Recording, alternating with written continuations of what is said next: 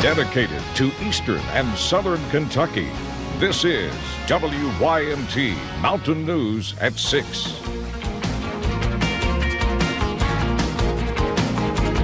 The President and First Lady took the stage at the 2019 Prescription Drug Abuse and Heroin Summit this afternoon. The speech highlighted work being done at the White House, in Washington, and on the front lines to turn around a public health emergency that killed 70,000 Americans just last year. WYMT's Will Puckett was in Atlanta for the President and First Lady's address and has more. Before the President took the podium, the First Lady talked about some of the work she is doing when it comes to the opioid crisis. I have launched an initiative to encourage young Americans to be best. One of the 3 pillars of this initiative is addressing the opioid epidemic. Following her short remarks, the President addressed the thousands on stage to encourage them to keep up their fight.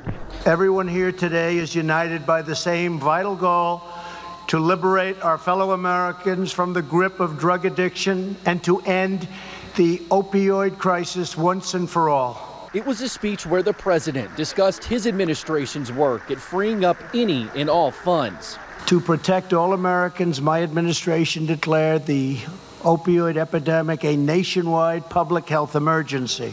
Funds like $6 billion to combat the crisis and Medicare funds. All throughout our nation, we have given opioid response grants to states totaling a record $2 billion.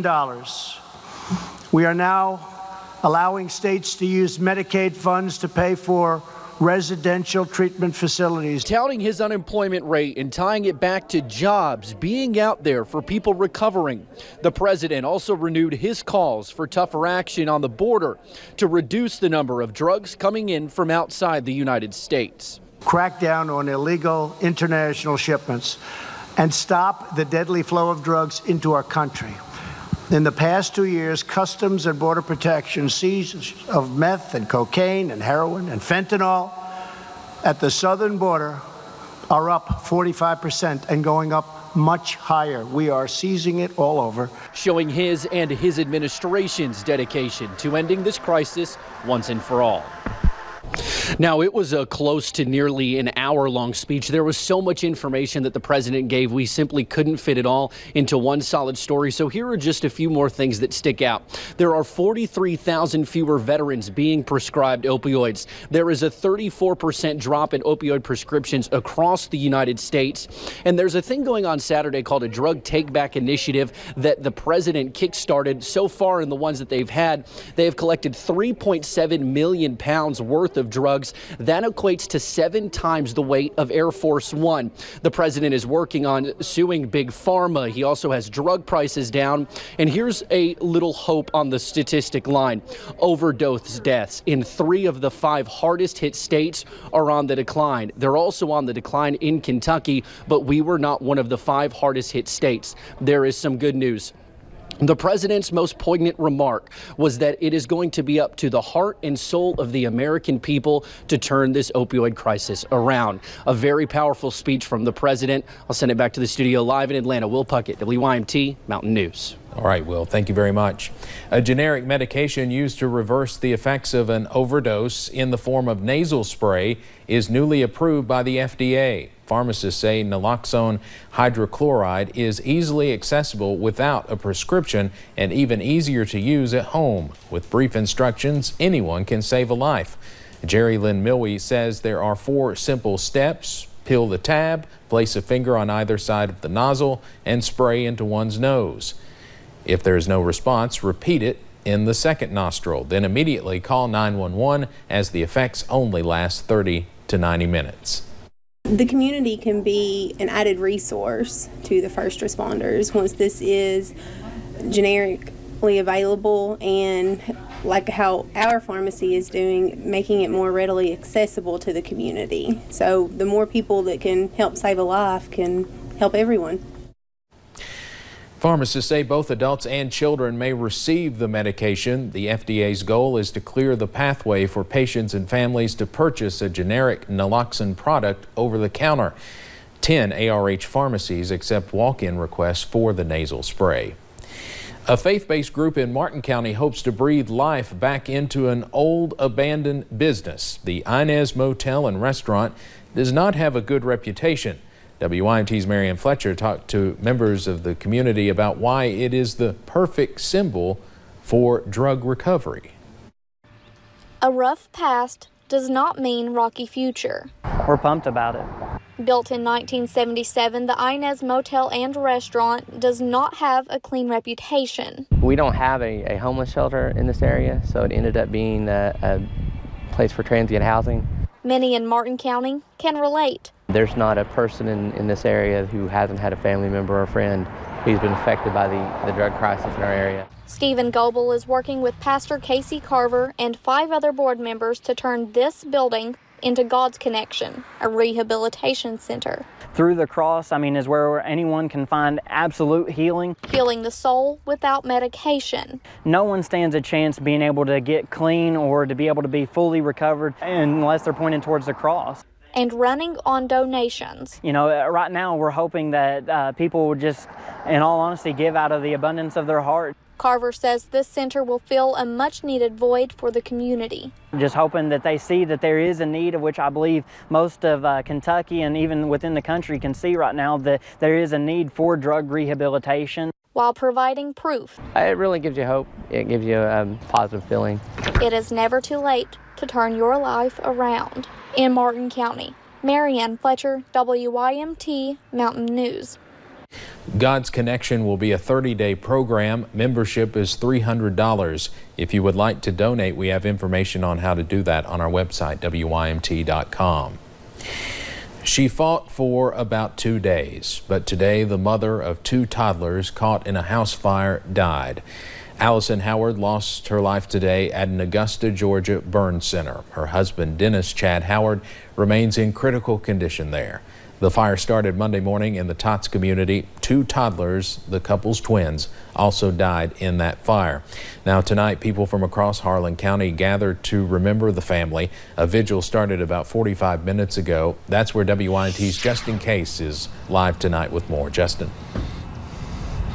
Steve, it was a very emotional prayer vigil right behind me in this courtyard, right in front of the Harlan Center. That's where around 40 people gathered. They formed a circle. Everyone held hands, and they shared stories and messages for the family. They also encouraged people to continue praying and continue sharing love for the family during this time of loss, and also while they continue to support Chad while he fights for his life. But we talked with one woman who was Allison Howard's cousin. She says the family is thankful for the prayers, for the support from the community. She says that really all they need at this point from the community is to continue that prayer, to continue the love they're showing to the family while Dennis Chad continues fighting for his life.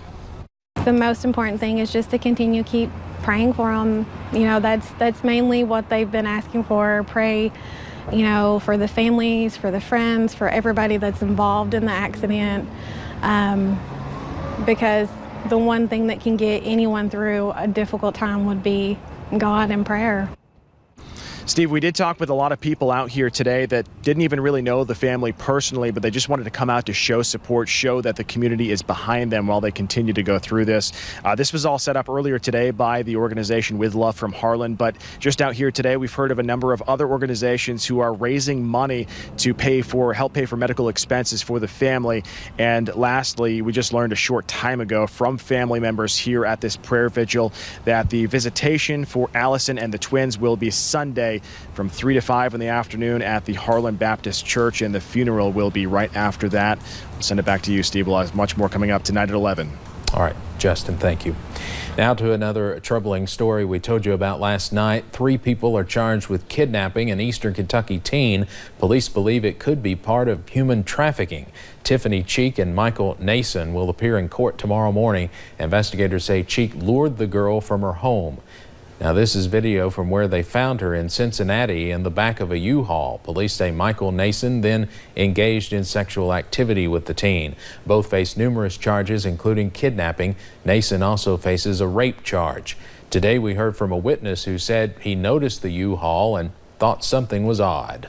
That's insane, really insane. I mean, if I'd have known that, I'd have intervened, I'd have done something. This man, Carl Hickman, was also arrested. Police say he helped take the teen. He was arrested in Cincinnati and will be extradited back to Kentucky.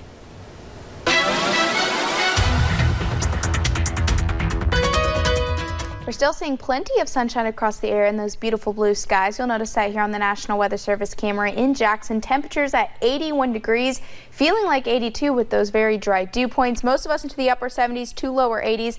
It's been another warm and beautiful day. You'll notice on satellite and radar those clouds staying to the north where that warm front is associated, but that low pressure system out to the west will soon bring more scattered rain chances into the forecast. We'll see a few of those scattered rain chances tonight, and especially as we head into your Thursday and into your Friday. I'll have that full forecast coming up for you guys in just a little bit. Steve. Thank you, Paige. Construction zones can be a chaotic place, and they can be even more hectic when they are alongside or on a busy road. A new bill will go into effect in a couple of months that aims to protect those crews that work near traffic. WYMT's Connor James talked with the representative behind the bill and has more from our newsroom. Connor? Steve, this bill basically catches Kentucky up to many states around it that already have similar laws in place. In Kentucky, if you speed in a work zone, the fines are doubled, but speeding is the only thing those fines are doubled for. With this bill doubled, fines will go to things that like stop signs and switching lanes incorrectly, and basically any other traffic violation that potentially puts a construction worker's life in danger. Highway worker accidents have actually been on the rise, and so just patrolling the work zones more and providing our law enforcement with the tools they need and the resources they need to patrol our work zones safely is the main purpose of the bill.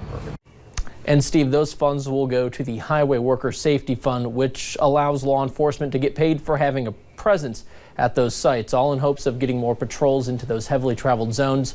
It goes into effect on June 27th. All right, Connor James in our newsroom, thank you. We now know the funeral arrangements for Sheldon Clark's girls basketball coach, Tim Rice. He died yesterday morning when his SUV collided with a cement truck. Rice's players and the principal at the school say his loss will leave a huge void at the school. The Tim Rice Scholarship Fund is set up in his memory through BB&T Bank. The visitation is tomorrow at Nelson Frazier Funeral Home beginning at 6. The funeral is Saturday at 11 at the D.W. Howard Fieldhouse in Betsy Lane. And a few scattered rain chances return tonight, but the bulk of those showers arrive late Thursday into your Friday morning. Good news is we are looking at a very comfortable weekend ahead. I'll have that full forecast coming up for you guys in just a few short minutes. But first, he helped shape higher education in the Cumberland Valley region. Up next, we'll tell you about this year's East Kentucky Leadership Tony Turner Award winner.